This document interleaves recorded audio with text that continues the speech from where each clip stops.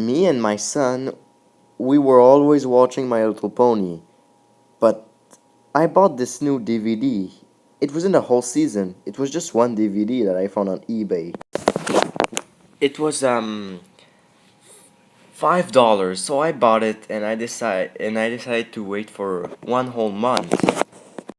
When it finally came, I watched it, and it was called The Deadly Nightmare. There was no intro in this episode. I thought it was a little weird that they removed the intro, but I couldn't stop them. So, the episode began with Pinkie Pie starting to dream. The dream was about Pinkie Pie being in some sort of lonely party, being by herself in this party. Then Pinkie Pie said, "Why am I alone in this party? Why are there no people that were invited?" And then she saw the most terrifying thing I never saw in my life. It was Twilight.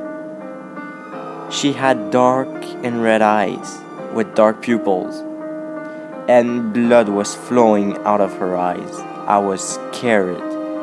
I couldn't move anymore. Twilight teleported to Pinkie Pie and removed her eyes from her sockets. And it was followed with Pinkie's eerie scream, and then the screen cut to black, and then we found her in her room with her eyes missing. And I had nightmares about this episode. The nightmares were always about Rainbow Dazzler, whoever main character.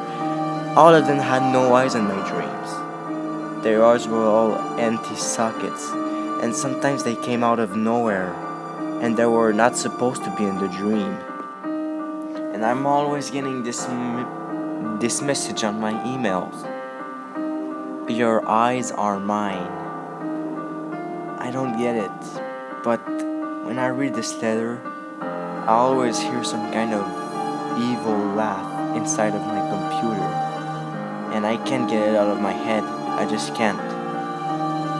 And my son, I found him in his bed. He was bleeding from his eyes.